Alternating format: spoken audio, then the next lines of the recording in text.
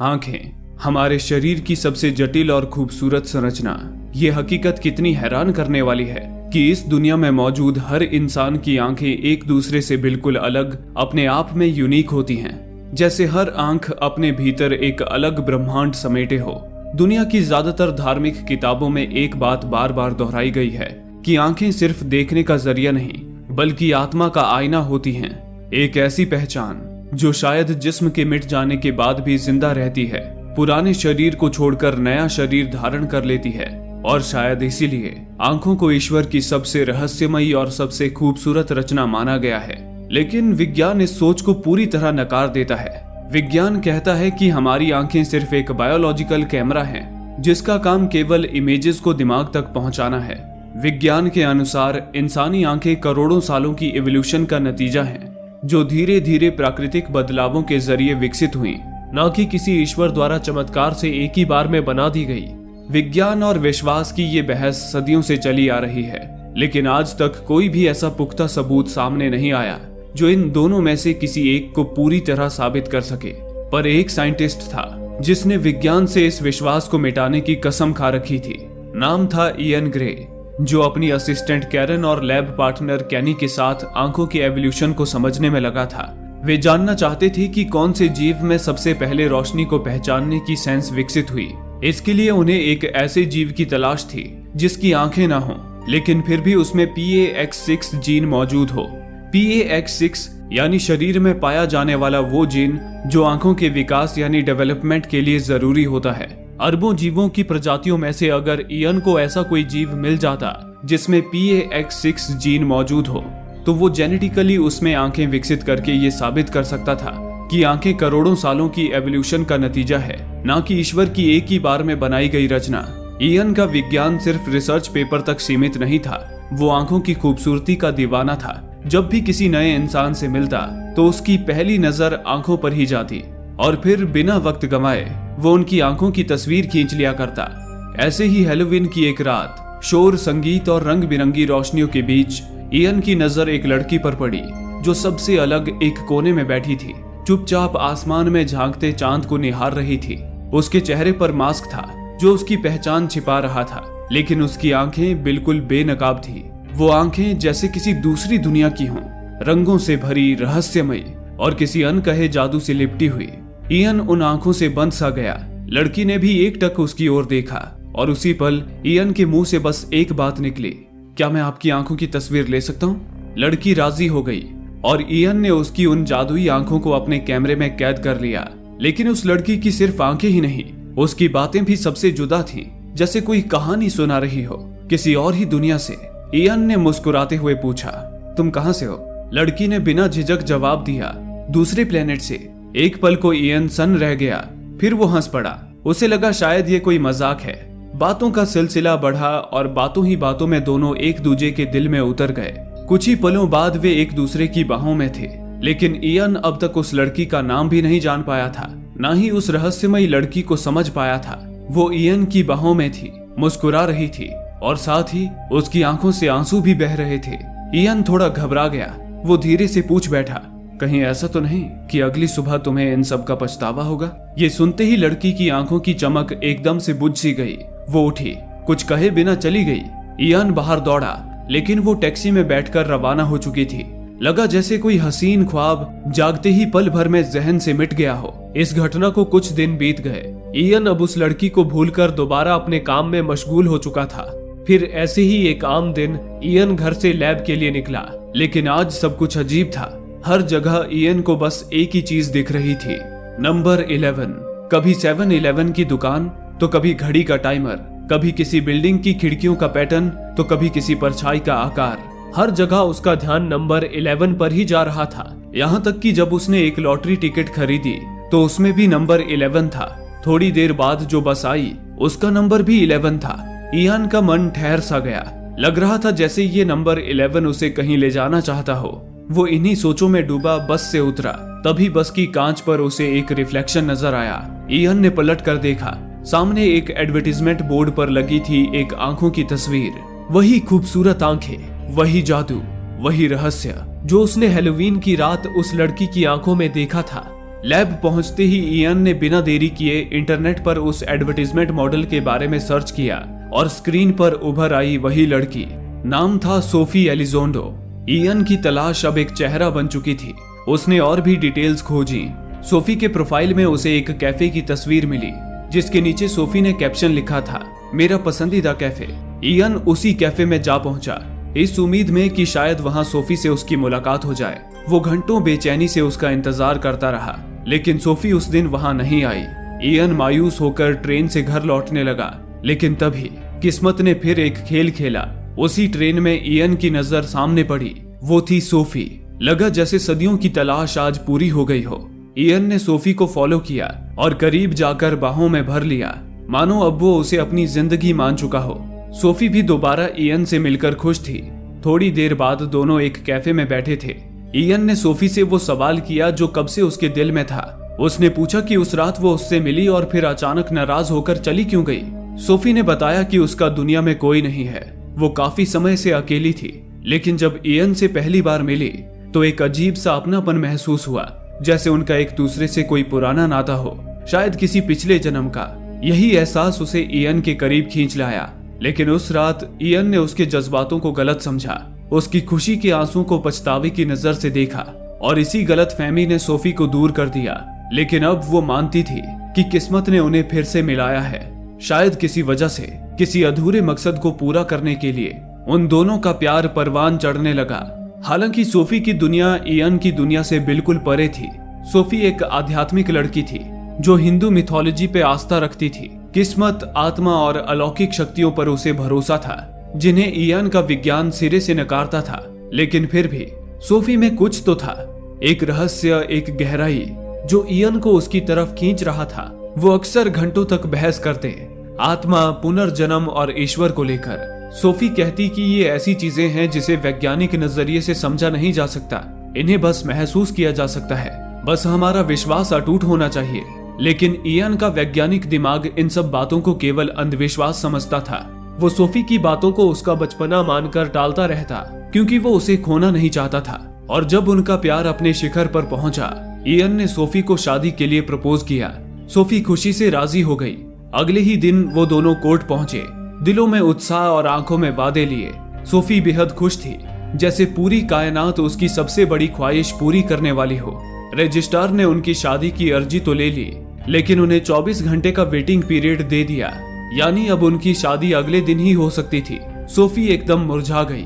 वो एक पल भी और इंतजार नहीं करना चाहती थी, पर इयन ने उसका हाथ थामा और नरम लहजे में कहा, बस 24 घंटे, उसके बाद हम हमेशा के लिए साथ होंगे। इसी दौरान इयन को लेबोरेटरी से उसकी लैब असिस्टेंट कैरन का कॉल आया। कैरन ने इयन को एक ऐसी खबर दी जिसने उसके होश उड़ा दिए।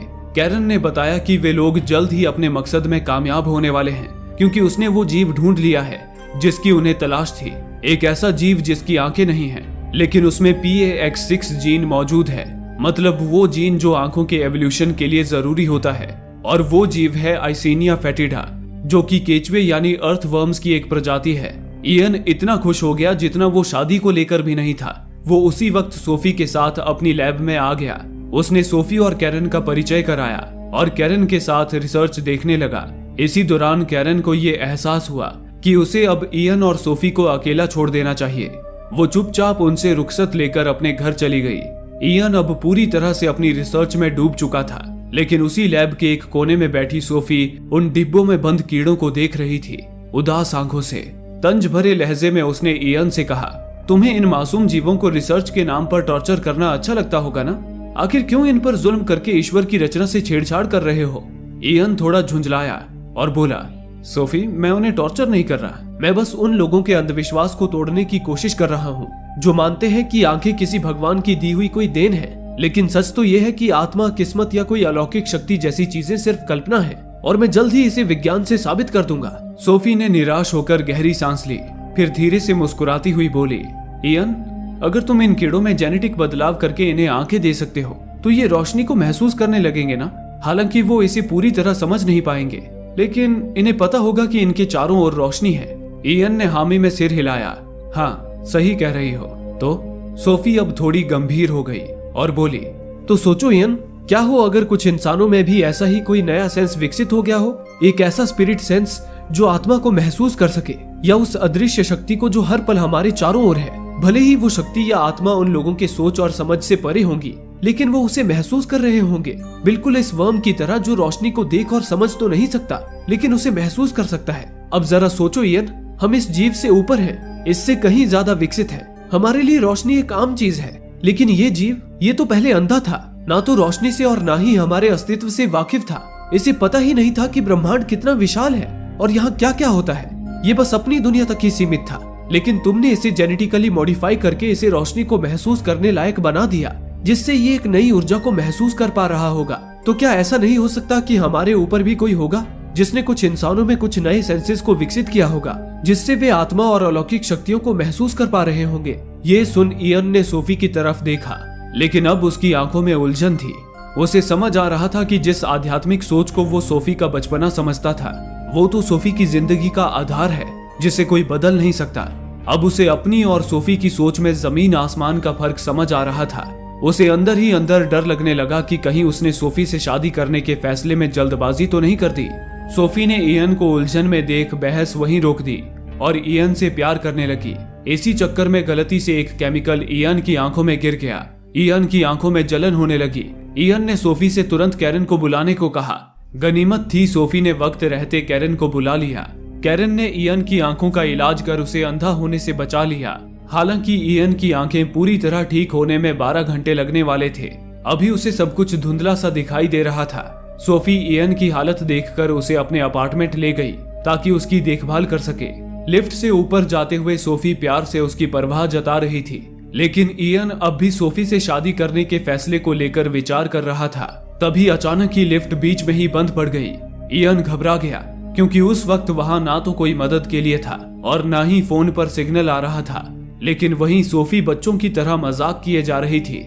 इयन अब उससे और ज्यादा फ्रस्ट्रेट हो गया। तभी सोफी ने तंज भरे लहजे में उससे कहा, इयन अगर मदद चाहिए तो कैरन को बुलाऊं? इयन सोफी के तंज पर बुरी तरह चिढ़ गया। वो कुछ कहने ही वाला था कि तभी लिफ्ट अचानक पूरी रफ्तार से नीचे गिरने लगी, फिर एक झटके के साथ बीच में ही अटक गई। सोफी बुरी तरह डर गई। वो कांपती हुई कोने में बैठ गई और रोने लगी। इयन ने खुद को संभाला और अपनी आंखों से पट्टी हटाई। हालांकि उसकी नजर अब भी धुंधली थी, लेकिन उसने लिफ्ट का दरवाजा खोलने की कोशिश की। दरवाजा खुला और सामने दिखाई दिया लिफ्ट ऊपरी फ्लोर पर आधी अटकी हुई है। ऊपर की ओर एक संकरी सी जगह थी जहां से निकलकर बाहर जाया जा सकता था। इयन ने तय किया कि वो पहले सोफी को ऊपर भेजेगा, लेकिन सोफी कांपती आवाज में बोली, तुम पहले जाओ इयन, मैं बाद में आऊंगी। इयन फुर्ती से ऊपर चढ़ गया। अब वो सोफी को भी ऊपर खींचने लगा, पर तभी अचानक ही लिफ्ट पूरी तेजी से नीचे गिर गई। इयन ने पूरी ताकत से सोफी को खींचा और अपनी बाहों में समेट लिया। इयन और सोफी लिफ्ट से बाहर आ चुके थे। दोनों कुछ पल के लिए मुस्कुरा दिए। इयन आंखें बंद कर सुकून की सांस लेने लगा, लेकिन फिर उसने महसूस किया सोफी धीमे धीमे बिल्कुल खामोश हो चुकी थी। इयन ने घबराकर जब आंखें खोली और सामने देखा तो उसका जैसे कलेजा ही फट पड़ा। सोफी लिफ्ट से आधी ही बाहर आ पाई थी। उसका आधा शरीर लिफ्ट के अंदर ही दब गया था। उसका नीचे का हिस्सा पूरी तरह कुचल चुका था। सामने फ्लोर पर खून की जैसे नदियां बह रही थी। इयन अपनी धुंधली आंखों से कुछ भी साफ देख नहीं पा रहा था, बस पागलों की तरह चिल्लाए जा रहा था। वो रात जो कभी उसकी जिंदगी की सबसे खुशनुमा याद बन सकती थी, अब उसकी रूह पर सबसे गहरी चोट बनकर रह गई। उसने सम्मान पूर्वक सोफी का अंतिम संस्कार किया। इयन जो हमेशा ईश्वर, आत्मा और अलौकिक शक्ति जैसी बातों को नकारता रहा, अब दुआ कर रहा था कि कोई चमत्कार हो और उसकी सोफी वापस लौट आए। सोफी की मौत इयन को मायूसी और पछतावे के ऐसे अंधकार में धकेल चुकी थी जहां से वापसी की कोई राह नजर नहीं आ रही थी। वो धीरे धीरे अपने आप से दूर होता जा रहा था।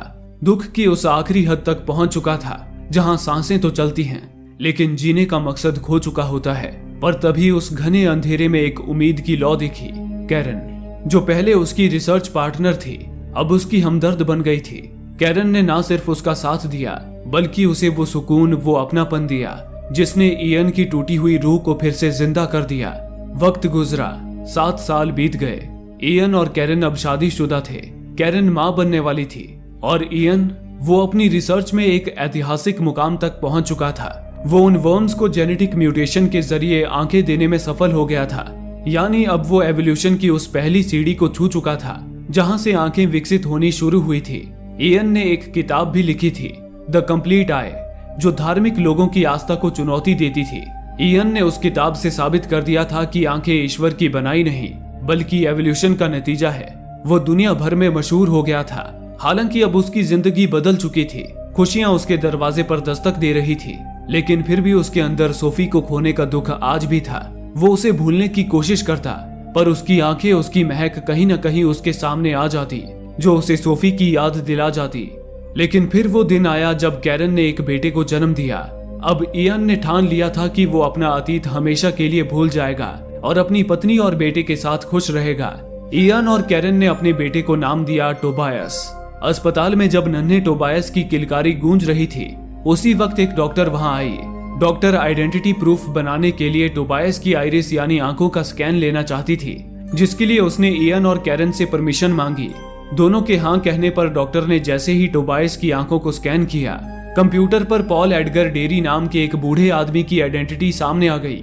ये अजीब था, टोबायस की आंखों से पॉल एडगर डेरी की आइडेंटिटी मैच हो रही थी। हालांकि डॉक्टर को लगा कि शायद ये कोई सिस्टम एरर है। उसने सॉफ्टवेयर रिबूट करके वहां टोबायस की इंफॉर्मेशन फिल कर दी। इसी तरह कुछ महीने बीत गए। फिर एक दिन इयन को कॉल आया। कॉल सिमंस नाम की एक डॉक्टर का था, जो एक रिसर्च लैब से बात कर रही थी। उसने इयन से कहा कि वो ग्रीनिच हॉस्पिटल से जुड़ी है, जहां इयन के बेटे टोबायस का जन्म हुआ था। उसने बताया कि उन्हें टोबायस में चाइल्ड ऑटिज्म के लक्षण मिले हैं। चाइल्ड ऑटिज्म यानी एक दिमागी समस्या जो बच्चे के जन्म से होती है। इसमें बच्चा दूसरों से बात करने, भावनाएं समझने और मेल जोल में थोड़ा कमजोर हो सकता है। कहीं टोबायस को भी तो ऑटिज्म नहीं? ये जांच कराने के लिए डॉक्टर ने इयन और कैरन को टोबायस को अपने क्लिनिक में लाने को कहा। इयन और कैरन उसी वक्त क्लिनिक जा पहुंचे। वहां डॉक्टर ने टोबायस पर एक खास टेस्ट किया। टोबायस को एक खाली कमरे में बिठाया गया। फिर उसे एक के बाद एक साइड बाय साइड 2 इमेजेस दिखाए जाने लगे। इयन और कैरन बाहर से देख रहे थे। बस कुछ मिनटों में उन्होंने एक चौंकाने वाली बात नोटिस की। वो नन्हा टोबायस, जिसने ठीक से अभी अपने माँ बाप को भी नहीं पहचाना था, वो हर बार एक खास इमेज के प्रति ज्यादा अट्रैक्ट हो रहा था और अलग अलग भावनाएं जाहिर कर रहा था, मानो वो तस्वीरें उसके लिए जानी पहचानी हो। जैसे एक डेयरी फार्म की इमेज देख उसके चेहरे पर मुस्कान आ गई। एक रेस्टोरेंट की इमेज को वो उत्साहित होकर देखने लगा। फिर उसे जब 2 अलग अलग डॉग्स की इमेज दिखाई गई तो एक इमेज देखकर वो खिलखिलाने लगा। और आखिर में जब उसे 2 महिलाओं की इमेज दिखाई गई तो एक महिला को देख वो रो पड़ा। अब इयन और कैरन से ये टेस्ट और बर्दाश्त नहीं हुआ। वो अपने बच्चे को उसी वक्त घर ले आए। घर आकर वे दोनों उस टेस्ट के नतीजे को लेकर परेशान थे।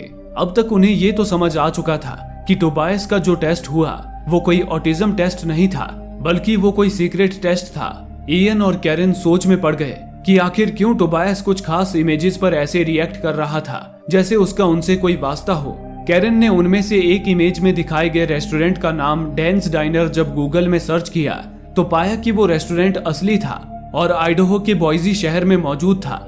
इयन और कैरन के मन में सवाल उठा कि क्या टोबायस को दिखाए गए बाकी इमेजेस का भी बॉइजी शहर से कोई कनेक्शन है। सच्चाई का पता लगाने इयन उसी वक्त बॉइजी शहर के लिए निकल गया। एक लंबी हवाई यात्रा के बाद वो उस रेस्टोरेंट डैन्स डाइनर में पहुंच गया।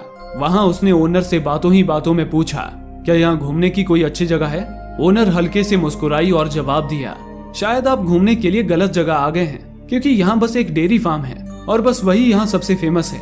डेयरी फार्म सुनकर इयन चौंक गया, क्योंकि टोबायस को जो इमेजेस दिखाई गई थी उसमें एक इमेज डेयरी फार्म की भी थी। इयन ओनर से उस फार्म का एड्रेस लेकर जब वहां पहुंचा तो उसने जो देखा उसके होश उड़ गए। वहां वही डॉग था जिसकी इमेज देख टोबायस खिलखिला उठा था।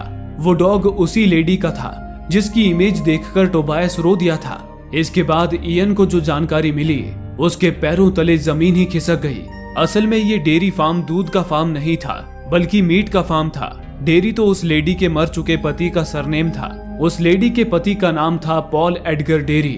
पॉल एडगर डेरी, वही नाम जो तब इयन के सामने आया था जब डॉक्टर ने टोबायस की आइरिस यानी आंखों को स्कैन किया था आइडेंटिटी कार्ड बनाने के लिए। इयन वापस लौटा और कैरन को ये सारी बात बताई। कैरन भी ये सब सुनकर हैरान थी। उसने कहा, आखिर ये कैसा अजीब इत्तेफाक है। पॉल एडगर डेरी, जिसकी सितंबर 2012 में मौत हो गई थी, उसके ठीक 10 महीने बाद जुलाई में टोबायस का जन्म होता है। टोबायस की आंखों का पैटर्न पॉल से मैच हो जाता है, जबकि हम जानते हैं कि आइरिस पैटर्न हर इंसान में यूनिक होता है। एक जैसा होना नामुमकिन है। और सबसे अजीब बात, टोबायस पॉल के घर और परिवार की इमेजेस देखकर ऐसे रिएक्ट करने लगता है जैसे उसका उनसे कोई वास्ता हो। हालांकि ये सारी कड़ियां एक ही दिशा में इशारा कर रही थी, एक ऐसी सच्चाई की ओर जो विज्ञान से परे थी। क्या टोबायस पॉल का पुनर्जन्म हो सकता है? क्या वो बात सही है जो सदियों से धार्मिक ग्रंथ कहते आए हैं कि आंखें आत्मा का आईना होती हैं, जो मौत के बाद भी मिटती नहीं बल्कि किसी और शरीर में जन्म लेती हैं? ये सवाल इयन और कैरन को भीतर से झकझोर रहे थे, पर उनका वैज्ञानिक दिमाग इस सोच को मानने से इनकार कर रहा था। इस रहस्य की तह तक जाने के लिए उन्होंने अपने दोस्त कैनी की मदद ली। कैनी की कंपनी एक एडवांस्ड बायोमेट्रिक सिस्टम पर काम करती थी, जिसके पास दुनिया भर के लोगों की आंखों का बायोमेट्रिक डेटा मौजूद था। हालांकि कैनी के पास उस डेटा का पूरी तरह एक्सेस तो नहीं था, लेकिन वो किसी की भी आंख को स्कैन करके ये पता लगा सकता था कि वो आंखें पहली बार कब और कहां रजिस्टर हुई थी। जैसे कि कैनी ने इयन की आंखों की इमेज जब सिस्टम में डाली तो सिस्टम ने बताया इयन की आंखें पहली बार 2005 में उसके लैब में रजिस्टर हुई थी। रिजल्ट एकदम सटीक था। अब इयन और कैरन ने अपने मर चुके माता पिता की आंखों की इमेज कैनी को दी। सिस्टम ने दिखाया कि इयन के पिता की आंखें 2006 में हिथरो में रजिस्टर हुई थी। ये रिजल्ट भी बिल्कुल एक्यूरेट था। इयन ने बताया कि उसके पिता 2006 में हिथरो गए थे। ऐसे ही उन्होंने और भी मर चुके दोस्तों और रिश्तेदारों की आंखें चेक की, लेकिन किसी में भी टोबायस और पॉल जैसा कनेक्शन नहीं मिला। किसी भी मरे हुए इंसान की आंखें जिंदा इंसान से मैच नहीं हुई। अंत में कैनी ने पूछा, क्या कोई बचा है? इयन और कैरन ने एक साथ कहा, सोफी। कैनी ने सिस्टम में सोफी की आंखों की इमेज डाली। सिस्टम में दिखा रहा था कि सोफी की आंखें आखिरी बार भारत के दिल्ली शहर में स्कैन हुई थी। कैरन और कैनी हैरानी से इयन की ओर घूरने लगे, लेकिन इयन ने कहा, इसमें हैरानी की क्या बात है? सोफी हिंदू मिथोलॉजी पे यकीन रखती थी। हो सकता है वो कभी इंडिया गई हो और एयरपोर्ट पर उसकी आंखें स्कैन हुई हो। लेकिन आगे इयन ने सिस्टम में जो देखा उसके होश उड़ गए। सोफी की आंखें 3 महीने पहले ही स्कैन हुई थी, दिल्ली के ओखला कम्युनिटी सेंटर में। लेकिन ये तो नामुमकिन था, क्योंकि सोफी तो 7 साल पहले ही मर चुकी थी। फिर उसकी आंखें 3 महीने पहले दिल्ली के कम्युनिटी सेंटर में कैसे स्कैन हो सकती थी? इयन को यकीन नहीं हो रहा था। उसने कहा कि शायद ये कोई एरर होगा, लेकिन कैरन ने उसे याद दिलाया कि सिस्टम इसके पहले 7 एक्यूरेट रिजल्ट दे चुका है, जो इस सिस्टम पर भरोसा करने के लिए काफी हैं। ये सारी बातें इयन से चीख चीख कर कह रही थी कि शायद सोफी का भी पुनर्जन्म हो चुका है, 7 समंदर पार भारत के दिल्ली शहर में। जिस तरह टोबायस के भीतर पॉल की कुछ यादें रह गई थी, शायद उसी तरह कोई बच्चा है जिसकी आंखों में अब भी सोफी की मौजूदगी जिंदा है, उसी एहसास, उसी रहस्य के साथ। हालांकि इयन इन सब पर यकीन करना ही नहीं चाहता था। वो अपना पास्ट भूलना चाहता था, लेकिन कैरन को मालूम था इयन कभी सोफी को भूल नहीं पाएगा। उसके दिल में आज भी सोफी की मौत का पछतावा है। कैरन ने इयन को खुद दिल्ली जाने को कहा, ताकि अगर सोफी किसी रूप में वहां मौजूद है तो इयन उससे मिलकर अपने दिल का बोझ उतार सके। उसने इयन को समझाया कि अगर सच में वहां उसे सोफी का कोई नया रूप मिल जाता है, जिसका दिमाग, जिसकी यादें अब भी सोफी से जुड़ी हों, तो ये इतिहास की एक महान खोज बन जाएगी। कैरन की इस बात ने इयन के अंदर एक आत्मविश्वास जगा दिया। वो अपनी सोफी को दोबारा पाने के लिए नहीं, बल्कि एक रिसर्चर की तरह अगली सुबह ही दिल्ली के लिए रवाना हो गया। दिल्ली में वो ओखला चिल्ड्रन कम्युनिटी सेंटर पहुंचा। उसने देखा कि वहां बच्चों के आधार कार्ड बनाए जा रहे थे, जिसके लिए उनकी आंखों के भी बायोमेट्रिक लिए जा रहे थे। वहीं इयन की मुलाकात प्रिया वर्मा से हुई, जो वहां गरीब अनाथ बच्चों के लिए एनजीओ चलाती थी, उन्हें शिक्षा देती थी। इयन ने प्रिया को सोफी की आंखों की फोटो दिखाई और कहा कि उसे किसी की तलाश है जिसकी आंखें ऐसी है। ये आंखें ऐसी थी जिसे कोई भूल नहीं सकता था। उन आंखों को देखते ही प्रिया ने कहा, आप इस लड़की को क्यों ढूंढ रहे हैं? क्या उसने कुछ किया है? ये सुन इयन के चेहरे पर मुस्कान आ गई। उसने कहा, नहीं, उसने कुछ किया नहीं, बल्कि वो मेरे लिए बहुत खास है। क्या आप बता सकती हैं वो कहाँ मिलेगी? प्रिया ने कहा, उस बच्ची का नाम सालोमिना है। बहुत ही प्यारी बच्ची है। वो पहले यहाँ आती थी, पर मैंने उसे 1 महीने से नहीं देखा। इयन ने प्रिया से गुजारिश की कि वो सालोमिना को ढूंढने में उसकी मदद करे। प्रिया राजी हो गई और इयन के साथ ओखला सब्जी मंडी के करीब एक बस्ती में पहुंची, जहां पहले सालोमिना का घर हुआ करता था। वहां उन्हें पता चला कि सालोमिना के माता पिता की कुछ महीने पहले मौत हो गई। तब से सालोमिना लापता है। गरीब बेसहारा वो बच्ची ना जाने कहां भटक रही होगी। ये सोचकर ही इयन बेचैन हुआ जा रहा था।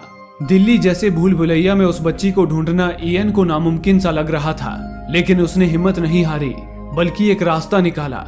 उसने एडवर्टीजमेंट बोर्ड पर सोफी की आंखों की तस्वीर छपवाई और लिखा कि अगर किसी को ऐसी आंखों वाली बच्ची मिले तो वो दिए गए नंबर पर संपर्क करे, उसे इनाम दिया जाएगा। इयन कई दिनों तक घंटों उस बोर्ड के पास बैठा रहता और इंतजार करता कि कोई तो सालोमिना को उसके पास लेकर आएगा, लेकिन कई दिनों के इंतजार के बावजूद सालोमिना नहीं मिली। अब इयन हिम्मत हार चुका था। उसने वापस अपने देश लौटने का फैसला कर लिया, लेकिन उसी दिन उसने किसी को देखा। एक बच्ची सामने खड़ी उस एडवर्टाइजमेंट बोर्ड को निहार रही थी। वही खूबसूरत, रंगीन, रहस्यमयी आंखें जिनमें इयन खो सा गया। वो उस बच्ची के करीब गया और उसका नाम पूछा।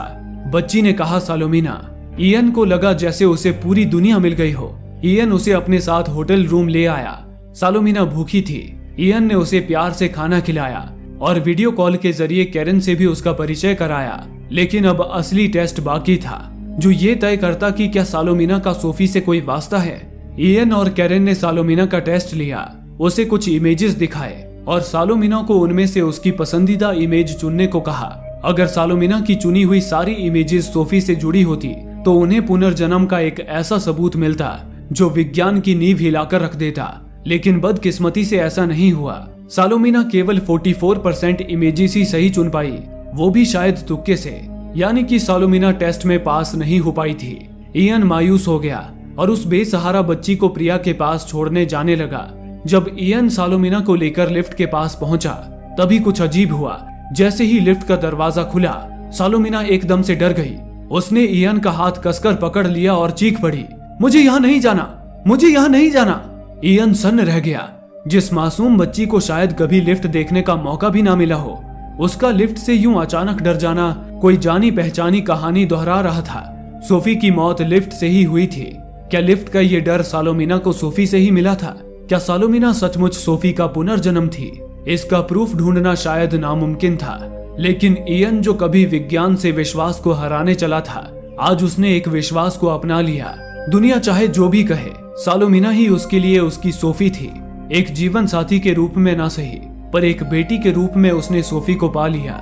सालोमिना को गोद में उठाकर इयन उसे अपने साथ ले गया और इसी के साथ फिल्म यहीं खत्म हो गई। दोस्तों, उम्मीद है आंखों की इस अनोखी दास्तान ने आपके भी दिल को छू लिया होगा। अगर वीडियो पसंद आया हो तो एक लाइक जरूर कीजिए और ऐसी ही सोलफुल कहानियों के लिए चैनल को सब्सक्राइब करके बेल आइकन दबा दीजिए। अगली बार फिर मिलेंगे एक नई कहानी के साथ। धन्यवाद।